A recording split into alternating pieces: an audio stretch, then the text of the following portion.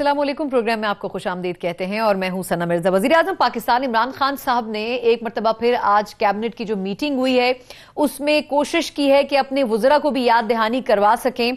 और अच्छी बात यह हुई कि उसमें कुछ ऐसे फैसले भी किए गए हैं जिनसे लगता यह है कि खान साहब खुद बहुत जल्दी में हैं कि जो 100 रोजा प्लान है और जो नताइज हैं उसके वो अवाम के सामने आने चाहिए। एक तो हमने ये देखा है कि पिछले 60 रोज की जो रिपोर्ट है वो उन्होंने वुज़रा से तलब की है कि उनके ज्वाइन करने से पहले वजारतों का हाल क्या था और 60 रोज में उन्होंने उसमें कितनी तब्दीली या बेहतरी लेकर आई है और अगले 40 दिन जो रह गए हैं उसमें उन वुज़रा का टारगेट क्या हो सकता है। इसके अलावा फाटा के हवाले से भी एनएफसी अवार्ड के बारे में फैसला किया गया कि जो 3% का अमाउंट है वो सूबों को कम से कम ज्वाइंटली डिलीवर करना पड़ेगा, डोनेट करना पड़ेगा फाटा के लिए, अगर उस पर अमल दरामद इस्लाहात का जो बिल था उसको एग्जीक्यूट करना है। प्रोग्राम में हम इस पर भी बात करेंगे कि कराची के हवाले से कुछ बेहतर एक्शन प्लान के बारे में बात की गई है, कुछ टास्क फोर्सेस भी बनाई गई हैं और यह भी कहा गया है कि जो वुज़रा हैं उनके दौरों में तकरीबन 33% कमी की जाएगी और वुज़रा ज्यादा से ज्यादा 3 दौरे कर सकते हैं। अगर इन चंद नुकात के ऊपर भी सही मायनों में अमल हो जाता है तो 100 दिन में जहां एक तरफ लोग बार बार इस बात पर डिबेट कर रहे हैं कि आया ये हुकूमत IMF की तरफ जाना चाहती है, नहीं जाना चाहती है, कल के खान साहब के बयान के बाद एक मरतबा फिर जो इबहाम पैदा हो गया है, डॉलर की जो कीमतें बढ़ी हैं, महंगाई जो बढ़ रही है, बिजली और गैस के यूनिट्स में पर यूनिट जो इजाफा हो रहा है, कम से कम अवाम के लिए कुछ अच्छी खबरें जरूर आएंगी इन तमाम तर मुश्किल हालात के साथ साथ। प्रोग्राम में आगे चलकर हम ये भी बात करने जा रहे हैं कि पिछले 2 अदवार हुकूमत में यानी कि पाकिस्तान पीपल्स पार्टी और नून लीग के दौर में बारहा यह कहा गया कि जो एनर्जी के रिसोर्सेज हैं, मुख्तलिफ तरक्याती मंसूबे जो कि एनर्जी सेक्टर से मुंसलिक हैं उनके ऊपर काम किया जाएगा। इस हवाले से जो थरकोल पावर प्रोजेक्ट था उस पर सुप्रीम कोर्ट ने सो मोटो नोटिस लिया है और बड़ी दिलचस्प बात यह है कि डॉक्टर समर मुबारक मंद साहब जिन्होंने कई साल पहले बड़े सुहाने ख्वाब दिखाए थे और कहा था कि जो तकलीफ इस वक्त आवाम भुगत रहे हैं इसका समर उनको आगे जाकर मिलेगा, लेकिन आज जिस तरीके से सुप्रीम कोर्ट में बात की गई है, अगर हम ये जिक्र करें कि 2015 से 16 के दरमियान आखिरी मर्तबा बजट एलोकेट किया गया था इस प्रोजेक्ट के लिए और उसके बाद से कोई बजट एलोकेट नहीं किया जा सका और इसका जो पायलट प्रोडक्शन थी इसकी 8 मेगावाट पे वो 2015 में जरूर शुरू हुई थी, लेकिन इसकी कमर्शियल प्रोडक्शन 100 मेगावाट तक जानी थी जो कि आज तक एग्जीक्यूट नहीं हो सकी। 4 अरब से ज्यादा का अमाउंट ये मंसूबा हड़प कर चुका है, लेकिन नताइज इसके आज भी 0/0 है। इसकी जिम्मेदारी किस हुकूमत के ऊपर, किस शख्सियत के ऊपर आयद होती है, प्रोग्राम में हम इस पर भी बात करेंगे। और आखिर में बात होगी अब्रा कैपिटल के हवाले से जो खबर आई थी एक रोज पहले गैर मुल्की अखबार में, उस पर शरीफ बरादरान, यकीनन बहुत सी मुश्किलात में एक मुश्किल का और इजाफा जरूर हुआ है इसमें, लेकिन देखना यह है कि क्या वाकई ऐसा हुआ और अगर ऐसा होता है तो एक बड़ा केस शरीफ फैमिली के खिलाफ एक और अंदाज में खुल सकता है। क्या ये वो केसेस हैं जिससे हम ये सवाल भी उठा सकते हैं कि के इलेक्ट्रिक, जिस पर हमेशा से ये डिबेट की जाती रही है कि जब से इसको प्राइवेटाइज किया गया था उसके बाद से लेकर आज तक कराची के अवाम चैन और सुख से नहीं रह सके, क्या इसमें एक बड़ा हिस्सा नून लीग के दौरे हुकूमत ने भी अपने तौर पर डाला है। प्रोग्राम में हम इस पर भी बात करेंगे। जो मौजूद पैनलिस्ट मौजूद हैं तारुफ करवाना चाहूंगी स्टूडियोज में मेरे साथ पाकिस्तान तहरीक इंसाफ के सीनियर रहनुमा फारूक हबीब साहब मौजूद हैं। फारूक साहब बहुत शुक्रिया आपका। मेरे साथ वीडियो लिंक पर मुस्लिम लीग नून के सीनियर रहनुमा मलिक अहमद खान साहब मौजूद हैं। मलिक साहब thank you so much for joining. मेरे साथ कराची से पाकिस्तान पीपल्स पार्टी की सीनियर रहनुमा शैला रजा साहिबा मौजूद हैं और सीनियर सहाफी और तजियाकार मजहर अब्बास साहब मौजूद हैं। मैं आगाज करना चाहूंगी फारूक साहब आपसे। सर क्योंकि कैबिनेट मीटिंग हुई है, बहुत अच्छी बात है कि उसमें बहुत पॉजिटिव कुछ इश्यूज के ऊपर भी बात हुई, वुज़रा के दौरों को कट ऑफ किया गया है, परफॉर्मेंस रिपोर्ट तलब की गई है, लेकिन सर आपको लगता है कि खान साहब खुद भी बड़ी तेज नजर रखे हुए हैं कि अगर 100 रोज में किसी मिनिस्टर ने परफॉर्म नहीं किया तो फिर उसको माइनस किया जा सकता है कैबिनेट से? देखें, सबसे पहली बात तो ये है कि प्राइम मिनिस्टर साहब जो है वो अपनी तरजीहात के ऊपर अमल दरामद करवाने के हवाले से बड़े संजीदा हैं। यही वजह है कि कैबिनेट्स की मीटिंग जो है वो बाकायदा तौर के ऊपर रेगुलर हो रही हैं और कैबिनेट के अंदर तमाम तर चीज़ों को सामने लेकर आया जाता है, जिसमें 100 रोज़ा जो हमारी तरजीहात हैं उनके ऊपर जो अमली इक़दामात लिए गए हैं उसका जायज़ा भी लिया जाता है और उसी के साथ साथ जो मुल्की सतह के जो फैसले हैं जो हुकूमत को करने होते हैं वो कैबिनेट की अप्रूवल से किए जाते हैं। और जैसा कि आज आपके इल्म में है कि वज़ीर आज़म साहब ने जो कैबिनेट में डिसीजंस किए हैं, चाहे वो वुज़रा के दौरों के हवाले से हो, चाहे वो एक हमारा फाटा जो है उसको मेन स्ट्रीम में लाने की तरफ एक अहम पेशकदमी है कि फाटा को भी हमने, जिस तरह हमने बलूचिस्तान को मेन स्ट्रीम में लाने के लिए एनएफसी के ऊपर कुछ शेयर बाकी सूबों ने बलूचिस्तान को ज्यादा दिया गया, इसी तरह अब हमें जरूरत है कि जो फाटा जो दहशत गर्दी का शिकार रहा और ये आपके इल्म में है कि स्ट्रेटेजिकली हमारी बॉर्डर लाइन अफगानिस्तान और इसके साथ साथ हमारे जो हमसाया ममालिक हैं उनके साथ लगती है। इनको मेन स्ट्रीम में लेकर आएंगे, इंफ्रास्ट्रक्चर बिल्डिंग होगी, वहां के लोग भी जो है तरक्की करेंगे। तो मैं ये समझता हूं कि पाकिस्तान की अमन की जमानत है फाटा का जो है वो आपको लगता है कि एनएफसी अवार्ड के इशू के ऊपर बाकी सूबे कोऑपरेट करेंगे, इसमें कोई मसला नहीं होगा? देखें, मैं ये समझता हूं कि जब ये पहले भी फाटा के मर्जर की बात हुई थी उसके ऊपर भी इन प्रिंसिपल जो है इसके ऊपर डिसीजन हुआ था कि तमाम सूबों को भी इसके ऊपर दिल बड़ा करना पड़ेगा। और मैं नहीं समझता कि हमारे जो तमाम सूबे हैं उन सूबों के जो है वो दिल छोटे हैं, दिल बड़ा करेंगे और हमने तमाम जो हमारी वफाक की इकाइयां हैं उनको साथ लेके चलना है। और ये मैं समझता हूं कि किसी की जात का मामला नहीं है बल्कि फेडरेशन की मजबूती का भी एक अहम मामला है जो कि आज जो कैबिनेट के अंडर डिस्कशन आया और जैसे हमारी बाकी जो वजारतें हैं उनकी कारकर्दगी भी है। और अच्छा, अगर किसी वजारत से सेटिस्फाई नहीं होते खान साहब तो सर क्या उसको तब्दील किया जाएगा? देखें, ये डिसीजन जो है वो प्राइम मिनिस्टर का डिसीजन है और यकीनन आपके इल्म में है कि प्राइम मिनिस्टर इस चीज को हमेशा अहमियत देते हैं कि वो कारकर्दगी की बुनियाद के ऊपर जो है वो उसको सराहेंगे और जो कारकर्दगी सबकी सामने आएगी और इसमें कोई तेजी वाला मामला नहीं है, लेकिन वो फोकस्ड है। और आपके इल्म में है कि आप जब से हुकूमत बनी है प्राइम मिनिस्टर ने एक भी गैर जरूरी बैरूनी दौरा भी नहीं किया और उसके अलावा उन्होंने अपने ऑफिस से छुट्टी भी नहीं की, बेशक चाहे सर, वो अभी लेकिन सवा महीने में मेरा ख्याल है हो। दूसरा दौरा वो सऊदी अरब का करने जा रहे हैं 23 तारीख को। चले मैं उस पर आती हूँ, उसके भी यकीनन कुछ ना कुछ टर्म्स एंड कंडीशंस होंगी जिसकी बुनियाद पर हो रहा है, उसकी अपनी अहमियत है। बिल्कुल ठीक। अच्छा मजहर साहब, सर ये जो 60 रोज की कारकर्दगी खान साहब ने तलब की है, हमने अमूमन ऐसा पहले सुना कि वज़ीर आज़म कहते आए, लेकिन उन रिपोर्ट्स को कभी भी ऑफिशियली नहीं पब्लिक किया जाता था कि उन वज़ीरा ने क्या परफॉर्म किया, उस कैबिनेट ने कितना परफॉर्म किया। सर क्या आपको लगता है कि खान साहब इस हिसाब से प्लस माइनस कर सकते हैं अपनी कैबिनेट में, और जो इंपॉर्टेंट मिनिस्ट्रीज हैं उन्होंने वाकई 60 रोज में मेजर स्टेप्स लिए हैं, अगर हम वैसे इवैल्यूएट करके देखें? देखिए, प्लस माइनस तो मेरा ख्याल है इतनी जल्दी वो नहीं करेंगे ना। हो सकता है कि रीशफल कर दें, किसी को इधर भेज दें, किसी को उधर भेज दें, लेकिन निकालेंगे नहीं, बहुत जल्दी है। जो मुझे डिसअपॉइंटमेंट है वो ये कि ये पिछले 5 साल जब अपोजिशन थी और अपोजिशन एक शैडो कैबिनेट होती है, उस वक्त ये सारी इस हवाले से पॉलिसीज़ बन जानी चाहिए थी। हर मिनिस्ट्रीज़ की पॉलिसी आपको बना लेनी चाहिए थी और जिस दिन आप वज़ीर आज़म बनते बुनियादी पॉलिसीज़ का आपको ऐलान करना चाहिए था। अब आप 100 रोज़ में आपने दर्जनों टास्क फोर्स बना दी हैं, कमेटीज़ बना दी हैं, वो काम कर रही होंगी। यकीनन 100 रोज़ बाद आपकी पॉलिसीज़ आएंगी। तो आप इस स्टेज पे इन 60 रोज़ में आप मिनिस्ट्री से क्या परफॉर्मेंस की डेट लेंगे? किसी एक मिनिस्ट्री की तो कोई पॉलिसी आई नहीं है। जब पॉलिसी नहीं आई है तो परफॉर्मेंस क्या होगी? परफॉर्मेंस ज़्यादा ये होगी कि जी वो रेगुलर मीटिंग्स कर रहे हैं, रेगुलर उसकी इन चीज़ों को फॉलो कर रहे हैं, कहीं कोई स्कैंडल नहीं है, कोई इस तरह की चीज़ें यहाँ तक तो होंगी। लेकिन क्या हेल्थ पॉलिसी आ गई है, क्या एजुकेशन पॉलिसी आ गई है, क्या लेबर पॉलिसी आ गई है, कि क्या इकोनॉमिक पॉलिसीज़ आ गई हैं? तो आपकी पॉलिसीज़, बुनियादी पॉलिसीज़ जब आएंगी उसके बाद असेस किया जाएगा। लेकिन अभी जिस तरह उनके इंफॉर्मेशन मिनिस्टर आज कह रहे थे कि प्रेस काउंसिल ऑफ पाकिस्तान को ख़त्म कर रहे हैं, पैमरा को ख़त्म कर रहे हैं, एक मीडिया रेगुलेटरी अथॉरिटी बना रहे हैं, तो उसका जो ड्राफ्ट मैंने देखा है तो मुझे खासी तशवीश है उसके ऊपर, और मेरा ख्याल है कि मीडिया का रिएक्शन इसके ऊपर आएगा।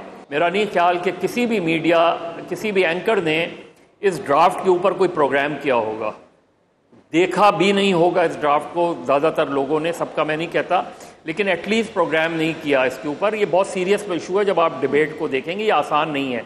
तो असल चीज़ क्या है कि हाँ, फॉरेन ऑफिस में हमें नज़र आता है शाह महमूद कुरैशी साहब एक्टिव नज़र आते हैं, उन्होंने बड़ा अच्छा केस यूएन में रिप्रेजेंट किया पाकिस्तान का, वो एक्टिव भी नज़र आते हैं, इंगेज भी नज़र आते हैं।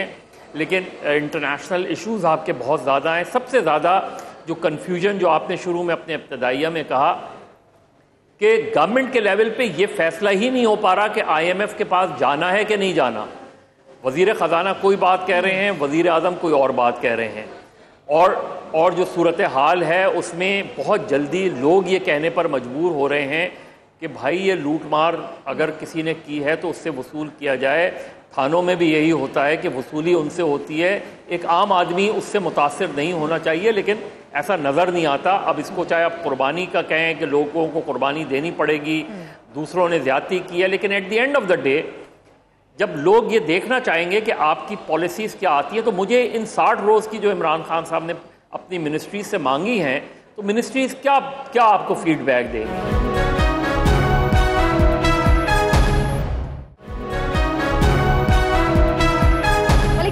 सर मुझे ये फरमाइएगा कि बात की जा रही है फाटा के हवाले से भी कि एनएफसी पे कंपनसेट करें बाकी सूबे भी, पर खान साहब जिस तरीके से 100 रोज का टारगेट रखकर चल रहे हैं, आपको क्या लगता है सर कि उनकी जो वुजरा है, उनकी टीम है, कुछ लोग कहते हैं कि बड़ी कमजोर है, कुछ लोग कहते हैं कि नहीं खान साहब इस टीम से काम ले सकते हैं, अभी तक आपको कैसा लगता है सर कि खान साहब की टीम कितना परफॉर्म कर सकी है स्पेशली बड़े प्रोविंसेस में? ना देखें, मैं अपने शदीद तहफ़्फ़ुज़ात और तमाम किस्म के सियासी इख्तलाफात रखते होने के बावजूद फाटा के मामले पर कोई पॉलिटिकल पॉइंट स्कोरिंग नहीं करूँगा, और मैं ये तवक्को और दुआ करूँगा कि फाटा के मामले में, जैसे अभी फ़रूख पहले कह रहे थे, जब बलूचिस्तान के साथ कुछ ज़्यादतियों का अजाला करने की बात हुई तो पंजाब ने, उस वक़्त मुस्लिम लीग नून की हुकूमत थी, 2008 से 13 के दरमियान जब ये NFC हुआ था, तो एक बड़ा कंसिडरेबल शेयर जो अभी तक कुछ 11 बिलियन से ऊपर जा चुका है पिछले 5 से 7 साल के अंदर, पंजाब ने उस वक़्त भी अपना शेयर छोड़ा और इस वक्त फिर छोड़ना चाहिए, अपने शेयर में से छोड़ना चाहिए, फाटा के लिए छोड़ना चाहिए, बड़ा इंपॉर्टेंट है। वो एक वॉर रिडन एरिया है, उसके अंदर बहुत सारा जुल्म हुआ है और बड़ा वहाँ पर अक्रॉस द लाइन वहाँ पर मल्टीपल फैक्टर्स हैं जिन्होंने उस इलाके को बिल्कुल एक वॉरिंग जोन बनाए रखा है, और वहाँ पर गुर्बत, इफलास, तालीम की कमी, हर किस्म की बेसिक फैसिलिटीज़ की कमी। So government should take its पूरा अपना रोल इनको अदा करना चाहिए, और तमाम पॉलिटिकल पार्टीज़ को उसमें तमाम इख्तलाफात भुलाकर एक दफ़ा एक नेशनल स्पिरिट के तहत वहाँ पर अपना पूरा रोल अदा करने। फाटा की हद तक तो हमारा ये एक ओवरवेलमिंग सेंस है, और इसमें हम कोशिश करेंगे कि एक नेशनल यूनिटी भी फोर्ज करनी पड़े। तो बेशक गवर्नमेंट ने बहुत पॉलिटिकल टेम्परेचर बढ़ाया हुआ है, बेशक हुकूमत का मकसद सिर्फ इस वक्त अपने सियासी मुखालफिन को अंडरमाइन करना, डिमीन करना, उनकी शोहरत पर दाग लगाना, स्कैंडलस इरा उसको डिक्लेयर करना, और सारी बात बेबात इल्ज़ामात की ऐसी बहुतान है, और मईशत के ऊपर भी सियासत करने के खौफनाक रुझान जो हमने देखा है पिछले 55 रोज़ के अंदर। बाकी कुछ फॉरेन फ्रंट पे भी डिफ़िकल्टी देखी, IMF के मामले में भी कन्फ्यूजन देखी, जाना है कि नहीं जाना। इन सब बातों के बावजूद हम चाहेंगे कि फाटा के मामले पर एक नेशनल यूनिटी फोर्स हो, तमाम स्टेक होल्डर्स उसमें अपना रोल प्ले करें, तमाम इंस्टीट्यूशन सेम पेज के ऊपर आएँ, उसमें मीडिया, मैं, आप, पॉलिटिकल पार्टीज, तमाम असेंबलीज, गवर्नमेंट्स, सब लोग एक। सर वो तो अब फाटा इस्लाहात बिल तो अब एग्जीक्यूट हो रहा है ना सर, अब उस पर तो अमल दरामद शुरू हो गया है, कम से कम शुरुआत तो हुई है। कुछ ऑपोजिशन की सर जमातें माजी में इख्तलाफ रखती रही हैं, लेकिन अब तो वो अपनी इम्प्लीमेंटेशन की तरफ चला गया है। अच्छा, मैं अगर अगले पॉइंट पर आऊं इवैल्यूएशन ऑफ मिनिस्टर, सर अगर उस पर मुझे मलिक साहब अगर कमेंट दे दें सर। देखिए, इवैल्यूएशन ऑफ मिनिस्ट्रीज इनका राइट बनता है। देखें, ये अगर अपने किसी वजीर को समझते हैं जो कि अगर ये करने लगेंगे तो फिर 99% इनको बदलने पड़ेंगे, वो तो बज़ाहिर नजर ही आ रहा है। इनकॉम्पिटेंस भी पीक है और बायस भी अपनी इंतहा पे। बिल्कुल ठीक, यानी कि आपको लगता है कि अभी तक उस तरह परफॉर्म नहीं कर सकी। शैला साहब मुझे ये भी फरमाइएगा कि कराची के हवाले से खान साहब ने बात की है और उनसे ये कुछ शिकायत भी कैबिनेट मीटिंग में रखी गई कि जो फंड्स एलोकेट किए जाते हैं कराची में स्पेशली उसकी तरक्की के लिए, वो सही तरह इस्तेमाल नहीं हो पाते। तो एक टास्क फोर्स उस पर भी बना दी गई है जो कि ये देखेगी, और खासतौर पर वहां पर फेडरेशन की एक कंपनी है जो कराची में काम करती है, उसको ये टास्क दिया जाएगा कि वो मुख्तलिफ प्रोजेक्ट्स को मॉनिटर करे। ये क्या क्वेश्चन सिंध गवर्नमेंट की परफॉर्मेंस के ऊपर उठाया जा रहा है, या आपको लगता है माजी में कराची या सिंध के ऊपर फोकस ही नहीं किया फेडरल हुकूमतों ने? अच्छा, सबसे पहले तो आपकी जो पहली बात थी उसमें बहुत सारे प्रोग्राम्स में कम बेश वही बात जो मजहर साहब ने की मैं ये करती रही कि 3-3.5 साल से मेरे साथ सबसे ज़्यादा टॉक शोज में जो शख्सियात बैठती थी उन्हें पूरी सूरत हाल का अंदाज़ा था कि हमारी इकनॉमिक पॉलिसी जो थी PMLN के ज़माने में कहाँ थी, हमारी खारजा पॉलिसी कहाँ थी, हमारी ज़राई पॉलिसी कहाँ थी, और क्या महंगाई थी, कितने आईएमएफ से कर्जे जो हैं जब से लेना शुरू किया गया है, सबसे ज्यादा पीएमएलएन के दौर में लिए गए, ये सारी बातें मालूम थी। तो होना तो ये चाहिए था कि इनकी हर पॉलिसी वाज़ेह होती, लेकिन खास तौर पर माशी पॉलिसी में इनका कोई विजन ही नजर नहीं आया, सिवाय इसके कि जब दिल चाहे आप टैक्सेस बढ़ा दें और सर्विसेज पे टैक्स जो है वो लागू कर दें। तो ये बात मैं पहले दिन से ये बात कर रही हूँ, जब से इनके यहाँ बजट आने से पहले भी जो है इन्फ्लेशन बढ़ना शुरू हुई, और अब तो महंगाई जिस जगह पर है। दूसरी बात ये कि इनको ये गुमान, देखिए ये बात बिल्कुल वाज़ेह थी कि जो भी हुकूमत आती उसको आईएमएफ के पास जाना था, लेकिन इनको ये गुमान था कि फ्रेंड्स कंट्रीज जो हैं वो करेंगे, और सऊदी अरब से जो है वो डेपर एलसी पे इनको तेल मिल जाएगा 90 डेज का और ये वो। लेकिन यहाँ तक कि मुराद सईद ने कहा था जैसे ही हमारी गवर्नमेंट आएगी 200 बिलियन जो है वो मिल जाएंगे और आ जाएंगे मुल्क में, लेकिन ऐसा कुछ भी नहीं हुआ। बहुत सी बातें बड़ी मुख्तलिफ होती हैं, जब पार्टी हुकूमत बनाती है तो उसको समझ आता है। तो मैं ये समझती हूँ कि कैबिनेट का बहुत सारा वक्त इसमें ज़ाया हुआ कि चाय और बिस्किट होने चाहिए, जुमे की छुट्टी होनी चाहिए, और फिर उसके बाद जो है ये वाली बातें हुई कि कोई भी शख्स जो है वो चार्टर नहीं करेगा। फिर यानी आपके ख्याल में वो परफॉर्म नहीं कर सके अभी तक? वैसे और पॉलिसी मेकिंग की मज़े साहब वाली पॉइंट दुरुस्त था कि पॉलिसी मेकिंग अभी तक क्लियर नजर नहीं आती। मैं फिर फरूक साहब को टेक लूंगी। शाले साहब, ये जो कराची से मुताल्लिक कहा है, मुझे उस पर अगर थोड़ा सा कॉमेंट दे दीजिए। सिर्फ एक बात कहना चाहती हूँ, मैं सिर्फ एक बात कहना चाहती हूँ। देखिए, मैं नहीं कह रही, इनके हारे हुए एक कैंडिडेट ने कहा कि हम अपनी गलत पॉलिसी से, महंगाई से, इन सब चीज से हार गए, पे उन्होंने ये प्रोग्राम में बात की। लेकिन जो असल बात है वो ये है कि ये जो 3 मंथ्स हैं इसमें सिवाय कमेटी खेलने से के अलावा कुछ नहीं हुआ। उसका नाम टास्क फोर्स रख दिया गया। हम तो ये चैलेंज करते हैं, हम ये चैलेंज करते हैं कि कराची के इंफ्रास्ट्रक्चर्स पर, कराची के हेल्थ सेक्टर पर, कराची के एजुकेशन सेक्टर पर जितना हमारी जो गवर्नमेंट गई है उसमें काम हुआ है, इतना किसी ने भी कभी नहीं किया। जिसको शौक है आके मॉनिटर करे, उसकी यूटिलाइजेशन पे बात करे। अच्छा, यानी कि अभी भी पीपल्स पार्टी की गवर्नमेंट कह सकती है कि आप ओपनली ये इन्वेस्टिगेट कर सकते हैं। फरूक साहब, अगर मैं इसको कंक्लूड करूं आप पे, सर ये जो आईएमएफ का कंफ्यूजन है, अगर इससे थोड़ा शुरू करें कि खान साहब ने कल स्टेटमेंट दिया, उसके बाद फिर इस डिबेट पर हम चले गए कि आया आईएमएफ के पास जाएंगे नहीं जाएंगे। दूसरा, पॉलिसी मेकिंग का सर अभी तक हमें कोई क्लियर विजन नजर नहीं आ रहा मिनिस्ट्रीज में। देखिए, मैं समझता हूँ कि ये बड़ी एक सतही किस्म की बातें हैं कि पॉलिसी मेकिंग के जो है वो डिसीजंस नजर नहीं आती, एक स्वीपिंग स्टेटमेंट्स हैं। एक्चुअली आपने ये देखना है कि इक़दामात किए क्या गए हैं और उनके ऊपर अमल दरामद कहाँ पे शुरू हुआ।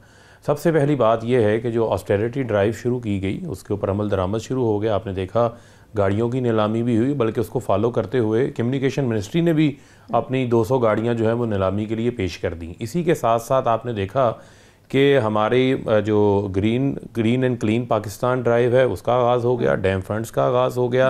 आपने देखें, चले चीफ जस्टिस साहब ने इनिशिएट किया तो एक अच्छा स्टेप था, वो पाकिस्तान की ज़रूरत है। हमने ये नहीं देखना कि किसने इनिशिएट किया, ये तो पाकिस्तान डैम है, इसके ऊपर तो मैं समझता हूँ कि सबको एक पेज के ऊपर होना चाहिए और ये हम सब के काम आएगा, हमारे बच्चों के मुस्तकबिल का इसके ऊपर सवाल है। फिर रही बात जो बैरून मुल्क असासे लूट के लेके गए, उसके लिए टास्क फोर्स भी हुई और आपने अमली इकदाम देखा कि बरतानिया के साथ उसके ऊपर MOU भी साइन हो गया और आइंदा आने वाले चंद महीनों के अंदर बाकायदा एक ट्रीटी भी नज़र आएगी जो साबका हुकूमतों को करना चाहिए था।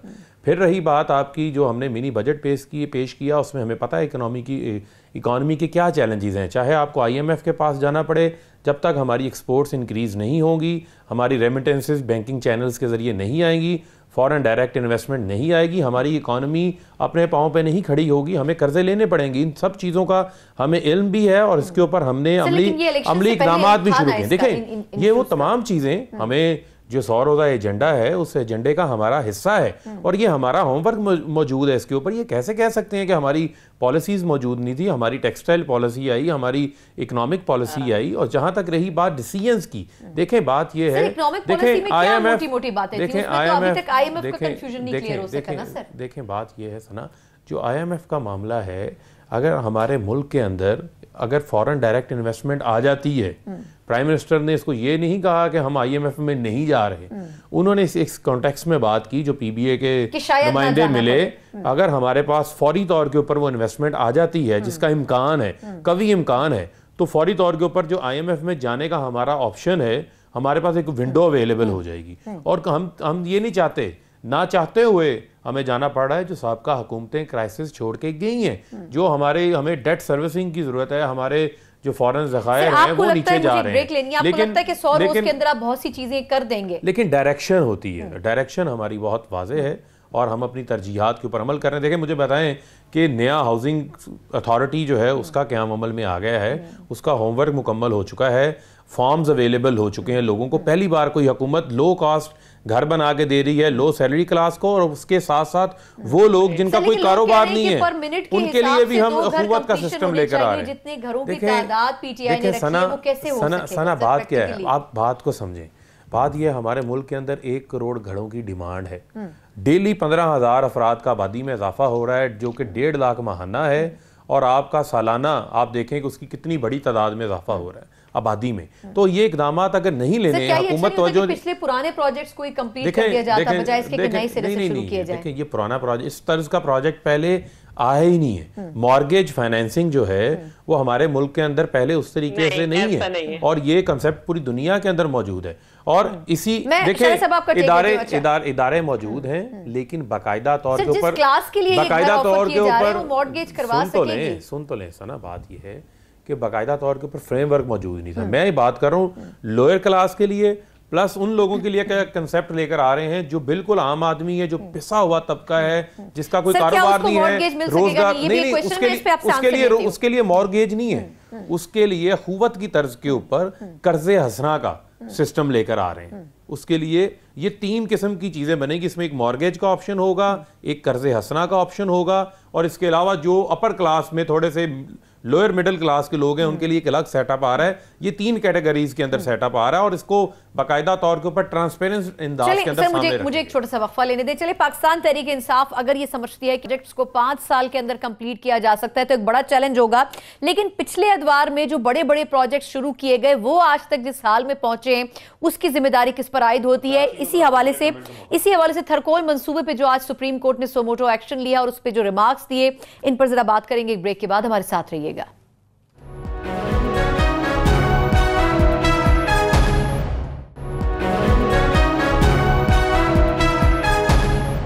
ब्रेक के बाद एक बार फिर प्रोग्राम में आपको खुशामदीद कहते हैं। थरकोल मंसूबे के हवाले से हमने कई साल पहले बहुत से ख्वाब देखे और डॉक्टर समर मुबारक की तरफ से यह कहा गया कि 30 साल तक तकरीबन 10,000 मेगावाट बिजली जो है वो मेन स्ट्रीम में ऐड होगी, लेकिन हकीकत यह है कि इस वक्त वहां पे सूरत हाल यह है कि जो कमर्शियल बुनियादों के ऊपर शुरू करना था 2015 के बाद से 100 मेगावाट वो भी लूप में नहीं आ सका है, वो भी पूल में नहीं आ सका है।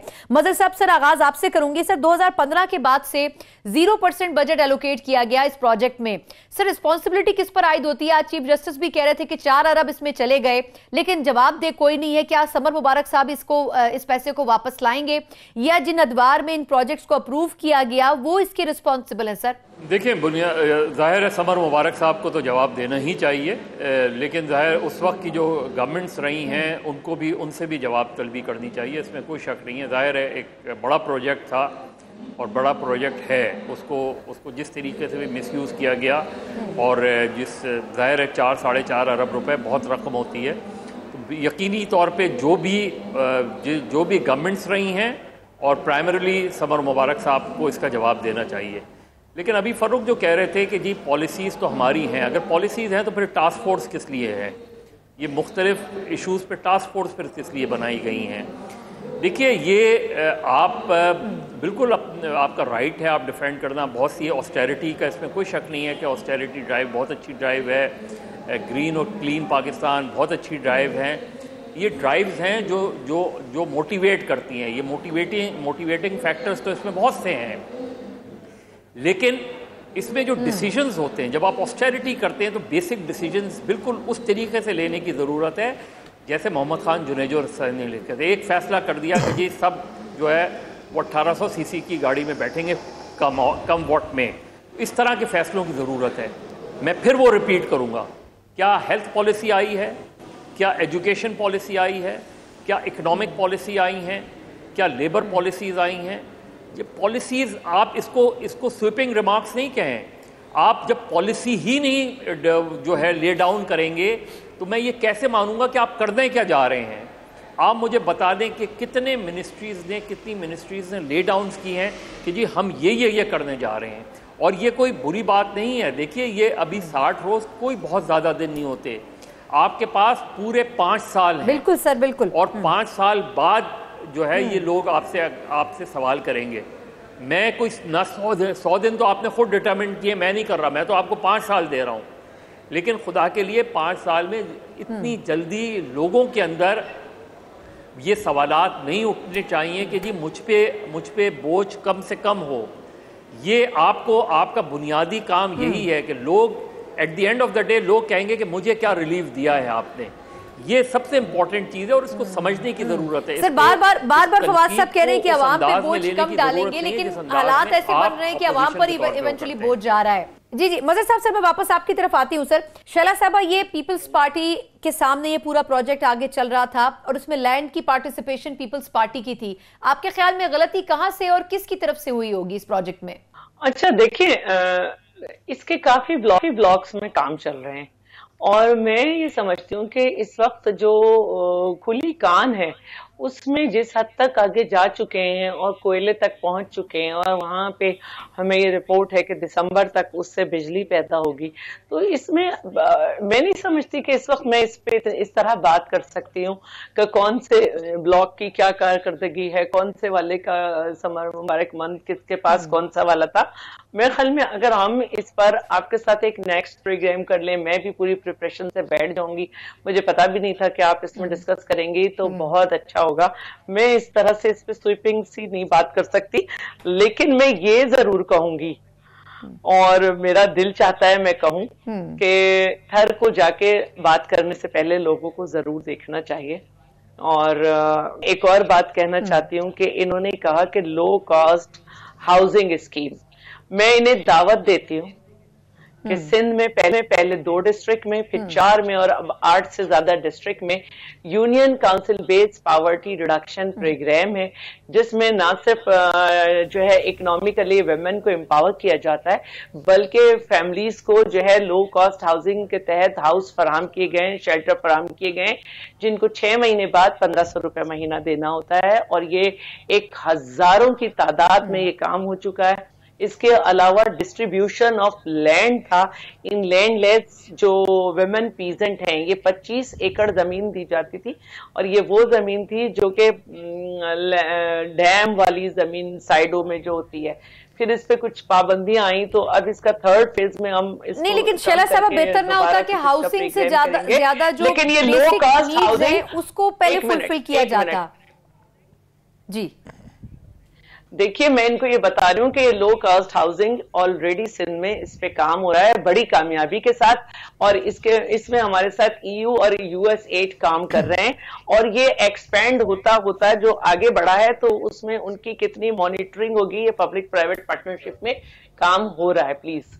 अच्छा, दूसरी बात जो है, मैं बार एक बात कहना चाह रही हूँ, और वो ये कहना चाह रही हूँ कि देखिए, मैंने पहले भी कहा कि हर हुकूमत जो भी आती किसी भी पार्टी की, उसको IMF के पास जाना था, लेकिन जिस तरह के बयानात हुए, जिस तरह की बातें की गई, और कराची स्टॉक एक्सचेंज जो है वो 55 दिन में 28,000 की जो नफ्सियाती हद है उसको भी वो क्रॉस कर गई और गिर गई। जो फॉरेन इन्वेस्टर्स थे उन्होंने अपना पैसा निकाल लिया, और इस तरह डॉलर में आपने देखा कि क्या क्या हुआ कि एक दिन जो है पीर को 124 था तो मंगल को 137। अच्छा, उसमें शैला साहबा कहा था वैसे ये जो आप बात कर रही हैं, आपकी पॉलिसी थी, अगर एतमाद में मार्केट को लिया जाता तो शायद इतना ज्यादा नहीं होता। जी नहीं, ये बिल्कुल दुरुस्त है कि IMF के पास जाना रिश्ता दीवार था, लेकिन उसको खुशी के मुतरादिफ थे जो सब था उसको डील नहीं किया आपने। अच्छा ठीक है, पॉइंट आपका आ गया। मुझे मलिक साहब से जरा नहीं जाना पड़े, जबकि आपके एक मिनट, आप आज भी कह रहे हैं कि शायद नहीं जाना पड़े, आपकी बात जस्टिफाइड है। खजाना खत लिख चुके हैं, वो आप कह रहे शायद नहीं जाना पड़े। तो प्लीज आप लोग साथ बैठो और समझो कि क्या क्या क्लैरिटी मौजूद नहीं है। अच्छा, मुझे मलिक साहब का टेक लेने दे, वक्त थोड़ा सा कम है। मलिक साहब सर, आपकी आवाज थोड़ी सी डिस्टॉर्ट करी थी सर, कंप्लीट कर लीजिएगा आप जो बात कह रहे थे इस प्रोजेक्ट के हवाले से। देखिए, मैंने कहा मेरे पास कोई थर के प्रोजेक्ट की डिटेल्स इस तरह से नहीं है, लेकिन एक बात, जब हम यहाँ पे पंजाब में Sahiwal coal fire power project कर रहे थे तो थर के उस प्रोजेक्ट की कुछ डॉक्यूमेंट्स और डिटेल्स कुछ हमारे सामने से गुजरी, जिसमें ये अंदाज़ा हुआ कि शायद वहाँ के उसके जो प्रोडक्शन ऑफ इलेक्ट्रिसिटी के हवाले से उसके कोल की कैपेसिटी के इश्यूज़ हैं, जो अभी कुछ वाटर लॉक्ड है, कुछ माइनिंग के इश्यूज़ हैं, इस तरह की कोई डिटेल्स नहीं। But I don't know for the sure, क्योंकि अब ये बात अब अगर सुप्रीम कोर्ट देख रही है तो जरूर देख लेंगे। सर, पिछले 5 साल में सर इन्वेस्टिगेट क्यों नहीं किया सर नून लीग ने? अब जिस तरह शैला साहबा कह रही हैं कि मुझे ज्यादा नॉलेज नहीं है इसकी, सर ये तो कहा गया था ना कि ये अगले 30 साल में प्रोड्यूस करने जा रहा है। मेरा ये कहना है कि इसको हम अलग प्रोग्राम कर लेते हैं, मैं इतने वक्त में नहीं बात कर सकूंगी इस पे। ठीक, बिल्कुल ठीक, बिल्कुल ठीक। एग्जैक्टली, अगर आप इस पे अगर देखिए, अगर आप थर कोल पे बात करना चाह रही हैं, अगर आप थर कोल पे बात करना चाह रही हैं तो मैंने आपको एक broad point of view, broader spectrum पे दे दिया है कि शायद उसके काम में रुकावट और फंडिंग की वजह वहाँ की कैपेसिटी के कोई इश्यूज थे, जो कि कोल की कैपेसिटी के इश्यूज थे। अब पहले प्रोजेक्ट स्टार्ट कर दिया गया कुछ। सर मैं बड़े अदब के साथ सर सिर्फ थोड़ी सी अर्ज कर देती हूँ कि इसमें 2015 और 16 के बाद कोई भी बजट एलोकेट नहीं किया गया, जिसकी बाद ये हुआ कि वहां पर जो काम का स्पीड, जो काम तो आप मेरी बात को फॉलो नहीं कर रही ना, वो बड़ी हद तक रुकी। जी आप मेरी आप बात को, जो यही तो मैं आपसे अर्ज कर रहा हूं कि किस बुनियाद पर नहीं किया गया, ये बात जरूर सामने कोई जिम्मेदार जिनको उस प्रोजेक्ट की डिटेल्स का पता है वो बता सकते हैं। इस पर हाइपोथेटिकली बात हो नहीं सकती, बिल्कुल ठीक, और ये तफसील आपके सामने जरूर आनी चाहिए। अगर आपने बिल्कुल ठीक है तो उसकी तफसीलात के साथ मैं वाकिफ नहीं, शायद शैला भी बिल्कुल ठीक है सर, ठीक से पॉइंट आ गया मलिक साहब, बिल्कुल ठीक है। जी फारूक साहब, सर अब घूम फिर के डिबेट वहीं पर आई है कि जो चीज हुई वो माजी में होती रही, पेंडिंग में जाती रही, लेकिन उसकी रिस्पॉन्सिबिलिटी जाहिर सी बात है कि जो पिछले टेन्योर्स में वो अप्रूव होते रहे प्रोजेक्ट, तो जो नेक्स्ट गवर्नमेंट आई वो उस तरीके से उसको लेकर नहीं चली। सर पीटीआई भी इसी तरह कर रही है क्या कि नए प्रोजेक्ट्स ला रही है और पुरानों को कंप्लीशन की तरफ नहीं लेके जा रही? देखें बात यह है कि जो माजी के अंदर जितने भी प्रोजेक्ट्स रखते रहे, आपको पता है किसी मुल्क ने जो है वो करप्शन की गजब कहानियां भी देखी हैं, और ऐसे ऐसे लोग भी देखे हैं कि जिनके ऊपर करप्शन के चार्जेस भी थे और वो बड़े बड़े जो है वो ओहदों के ऊपर भी बैठे हुए थे। मामला सिर्फ ये है कि जो ट्रांसपेरेंसी है वो हमारी हुकूमत का जो है वो मेन हमारे मैंडेट का हिस्सा है। और जहाँ तक रही आपने थर कोल मंसूबे की बात की, तो मैं समझता हूँ कि ये कोई ऐसा मंसूबा नहीं जिस मंसूबे का के ऊपर इल्म ना हो। ये वो कोयला कि जो आपका अपना सोर्स है, जो हमारे यहाँ अपना एसेट है, जो हमें ज़खायर मिले, उन ज़खायर से इस कोयले से बिजली बनाने का ये प्रोजेक्ट है। और जिसमें मैंने मुख्तलिफ टीवी प्रोग्राम्स में भी देखा कि डॉक्टर समर मंद मुबारक का अपना ये दावा था कि उसमें हमने बिजली बनाना भी शुरू कर दी कुछ मेगावाट, और वो वहाँ की ज़रूरियात को पूरा कर रही थी। और उसकी फंडिंग क्यों रोकी गई, कौन उसके पीछे थे, और उसके ऊपर कुछ बातें जो हैं वो एहसन इकबाल साहब की तरफ, जो कि प्लानिंग के मिनिस्टर थे, ये हमने ये चीज़ें खबरों के अंदर देखी। ये पहले डिस्कस हो चुका कि वो आईपीपीज को प्रमोट करने के लिए ये करते रहे। चूंकि अब मामला सुप्रीम कोर्ट के अंदर मौजूद है और चीफ जस्टिस साहब ने इसके ऊपर रिपोर्ट भी तलब की है, वफाकी हुकूमत से भी, सिंध गवर्नमेंट से भी और डॉक्टर समर मंद मुबारक से भी, तो ये चीज़ें हकायक कौम के सामने आ जाएंगी। जो कौम का एक एक पाई है जो इस्तेमाल की गई है किसी भी जगह पर, आपके इल्म में है कि कैबिनेट में भी प्राइम मिनिस्टर ने ये बात कही है कि जिस मुल्क के अंदर कर्जे लिए गए हैं वो किस जगह के ऊपर लगे गए हैं, वो भी हम कौम को बताएंगे ताकि लोगों के सामने हकाइक मौजूद हों। आज देखें, मैं सुना एक बात मुकम्मल करने एक बात कहना चाहूंगा, मैंने सुनी, आप अपनी टाइम पे बात कीजिएगा।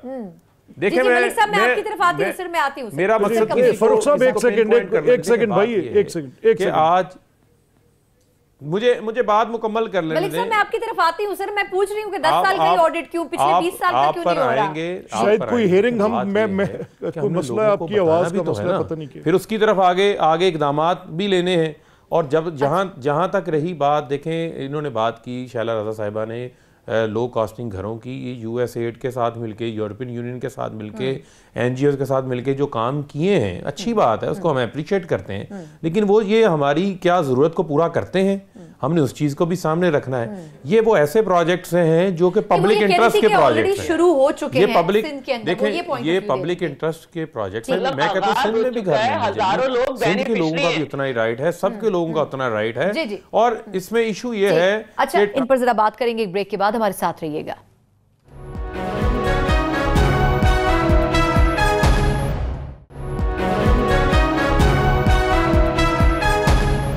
ब्रेक के बाद एक बार फिर प्रोग्राम में आपको खुशामदीद कहते हैं। मलिक साहब, सर मुझे आखिरी अब थोड़ा सा सर अबराज के हवाले से भी आप कोई पॉइंट ऑफ व्यू भी देना चाह रहे थे इस पॉइंट पे, और दूसरा सर अबराज के हवाले से जो बात की गई है उस खबर के ऊपर शरीफ फैमिली की तरफ से या नून लीग की तरफ से अभी तक ऑफिशियली सर कोई रिमार्क्स नहीं आए हैं।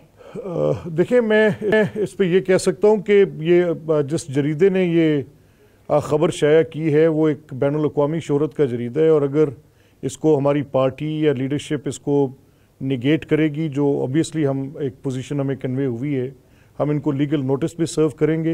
हम इसका वो सोर्स जो ऑब्वियसली एक इसके ऊपर तफसील से बात हम चाहते हैं कि इसके ऊपर लीगल नोटिस सर्व होना चाहिए। हमने अपनी पार्टी लीडरशिप से भी कहा है कि ये चाहे इसके अंदर इल्ज़ाम की नोयत कुछ भी है, और इसके ऊपर एक सीरियस, जिस तरह पहले कुछ चीज़ों पर कुछ इंटरनेशनल जराइद में ख़बरें ब्रेक हुई और बाद में उनको लीगल नोटिसेस नहीं गए और वो इस तरह से एक प्रोपेगेंडा मशीन कायम हो जाती है, तो पीटीआई की तो हुकूमत इस चीज़ पर खड़ी है कि वो लोगों की पगड़ियाँ उछालना उनका तुरा इम्तियाज़ है। अपनी चाहे कैबिनेट में बैठे लोग cabinet council of common interest के फैसलों ये तो अखबार की खबर है ना, ये पीटीआई की थोड़ी है। दी चीज़ों को नहीं, मैं वही कह रहा हूँ, तो इनके हत्थे लग गई तो फिर तो ये तो जंगल में आग लगाएंगे। इनको तो मशरिक अखबार की खबर कहीं से मिल जाए या किसी वो उसको नहीं छोड़ते हैं तो वॉल स्ट्रीट जर्नल की खबर है, तो ये हमें अंदाजा है इनका कि ये तो जिंदगी ऑक्सीजन बन जाएगी, और इसके ऊपर अगले 6 महीने निकालेंगे तो हम उनको भी लीगल नोटिस भेजने लगे हैं और पता लग जाएगा, पूरी बात सामने आएगी। लेकिन ऑफिशियली सर कोई स्टेटमेंट जरूर आना चाहिए सर, सब इसके लिए इंतजार करें। शहला साहब लास्ट कमेंट, ये जो मैं आपकी मेरे स्टेटमेंट, ये जो अबराज कैपिटल के हवाले से शहला साहब खबर आई है ऑफिशियली समझे हम। मलिक साहब सर, वज़ीर साहब लास्ट क्वेश्चन आपसे सर, ये जो अबराज कैपिटल के हवाले से सर कंट्रोवर्सी क्रिएट हुई है, सर क्या लगता है आपको कि शरीफ फैमिली की तरफ से कोई स्टेटमेंट ना आना और उसके बाद ये कहना कि कुछ ना कुछ फायदे उठाए गए हैं, सर माजी में ऐसी रिवायात रही है, क्या लगता है आपको इस खबर में कोई सदाकत होगी? देखिए, एक तो बिल्कुल जब ये मलिक साहब ने कहा, ये बिल्कुल अगर इन्होंने लीगल नोटिस नहीं भेजा वॉल स्ट्रीट जर्नल को तो जाहिर है फिर इनको नुकसान होगा और किसी को नुकसान नहीं होगा। लेकिन जिस चीज़ की बात की जा रही है वो जाहिर है वो कॉन्ट्रैक्ट मटीरियलाइज नहीं हुआ, वो चीज़ मटीरियलाइज उस तरीके से नहीं हुई। लेकिन उसके बावजूद एक बड़े अखबार ने, एक बैनुल अक़वामी अखबार में अगर इस तरह की खबर छपती है जिसमें बराह रास्त नाम लिए गए और उसके बाद उस पर लीगल नोटिस सर्व नहीं होता या कानूनी चाराजोई नहीं होती तो बाय डिफ़ॉल्ट उसको ये समझा जाएगा कि ये खबर दुरुस्त है। तो ये सारा बर्डन जो है वो इस वक्त नून लीग पे चला गया है। हालांकि जिन साहब की तरफ से ये बातें आई हैं उन्होंने भी अबराज वालों की तरफ से भी इसका एक डिनायल आया है, लेकिन इस चीज़ को ज़रूर देखना चाहिए कि वॉल स्ट्रीट जर्नल की टाइमिंग ऑफ दी स्टोरी जो है वो बहुत सिग्निफिकेंट है। इस वक्त ये स्टोरी आना इस चीज़ को, और जाहिर है बराह रास्त ये डायरेक्टली शरीफ ब्रदर्स को हिट कर रही है, तो अब उनका रद्द अमल चाहे वो कानूनी शक्ल में आए और या अदरवाइज आए, ये डिटरमिन करेगा। इसमें गवर्नमेंट जो मौजूदा गवर्नमेंट है, ये पीटीआई की गवर्नमेंट है, बिल्कुल, लेकिन सर रिस्पांस आना बहुत जरूरी है। ये इन्होंने करना है और ये आपने करना है, और अगर नहीं हुआ तो फिर बिल्कुल ठीक। लास्ट कमेंट सर आपका। देखें, ये बड़ा एक अहम इंकशाफात हुए हैं और ख़ास तौर के ऊपर जो है जब शरीफ ख़ानदान के ऊपर पहले भी मामलात हैं, सवालिया निशानात मौजूद हैं, इनकी कन्विक्शन भी हो चुकी और एहतसाब के अदालत के अंदर केसेस भी चल रहे हैं, और जो ये बार बार कहा जाता है कि कॉन्ट्रैक्ट मटेरियलाइज नहीं हुआ, तो नैब का कानून है 9A1 के अटेम्प्ट टू करप्शन भी नैब के कानून के जो है वो ऑर्बिट के अंदर आती है।